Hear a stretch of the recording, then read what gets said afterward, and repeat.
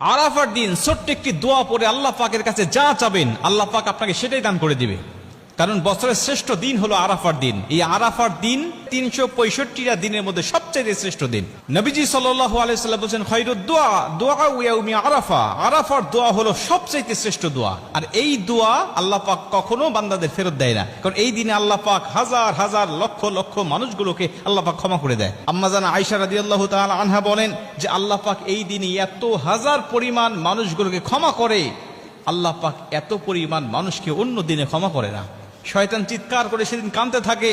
আল্লাহ পাক ফেরেশতাদেরকে ডাক দিয়ে বলতে থাকে, দেখো মানুষেরা আমার আরাফার ময়দানে উপস্থিত হয়ে যাদের মধ্যে ভাষার কোনো মিল নাই, দেশের কোনো মিল নাই, সবাই এক কাপড়ে আবৃত হয়ে লাব্বাইক আল্লাহুম্মা লাব্বাইক বলে বলে সবাই আমার প্রশংসা করছে, আমাকে ডাকছে।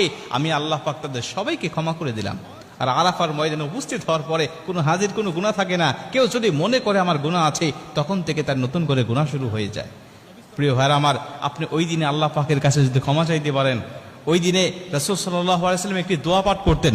সমস্ত নবীরা ওই দিনে একটি দোয়া পাঠ করত। ওই দোয়াটা আমরাও পাঠ করব।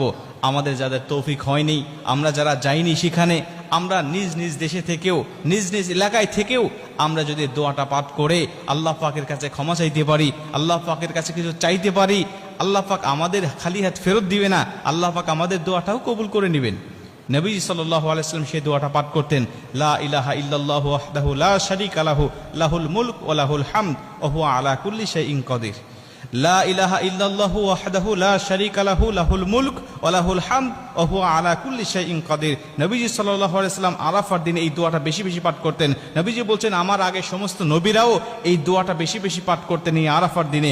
অতএব আমরা যারা যাইনি আরাফার ময়দানে, আমরা নিজ নিজ দেশে থেকেও এই দোয়াটা আমরা পাঠ করতে পারি এবং আল্লাহ পাকের কাছে দোয়া করতে পারি। এই দোয়াটা পাঠ করে আমরা নিজ নিজ ভাষায় আমাদের যা চাওয়ার দরকার, আমাদের যা পাওয়ার দরকার, আল্লাহ পাকের কাছে সেগুলো আমরা চেয়ে নিতে পারি। আরাফার দিনে যেহেতু রোজা রাখার একটা ফজিলত আছে, আমি যদি সারাদিন রোজা রাখা অবস্থায় এই দোয়াটা পাঠ করে আল্লাহ পাকের কাছে চাইতে পারি, বিশেষ করে দোয়াটা পাঠ করে আমি 2 রাকাত নামাজ পড়লাম, নফল নামাজ পড়ে আল্লাহ পাকের কাছে আমি সেজদায় পড়ে কাঁদতে লাগলাম, রব্বানা আতিনা ফিদ দুনিয়া হাসানাতাও ওয়া ফিল আখিরাতি হাসানাতাও ওয়া কিনা আযাবান নার। আয়াতগুলো পাঠ করে নফল নামাজ, যেহেতু আপনি যে কোনো আয়াত তেলাওয়াত করতে পারেন, বাংলা ভাষায়ও আল্লাহ পাকের কাছে চাইতে পারেন, কোনো সমস্যা নেই। আপনি এই আয়াতটা তেলাওয়াত করে দোয়াটা পাঠ করে আপনি আল্লাহ পাকের কাছে কাঁদেন, আল্লাহ পাকের কাছে চান, কি চাওয়া আপনার, কি পাওয়া আপনার, কি ব্যথা আপনার, আল্লাহ পাকের কাছে বলতে থাকেন। আমার আল্লাহ আপনাকে নিরাশ করবে না।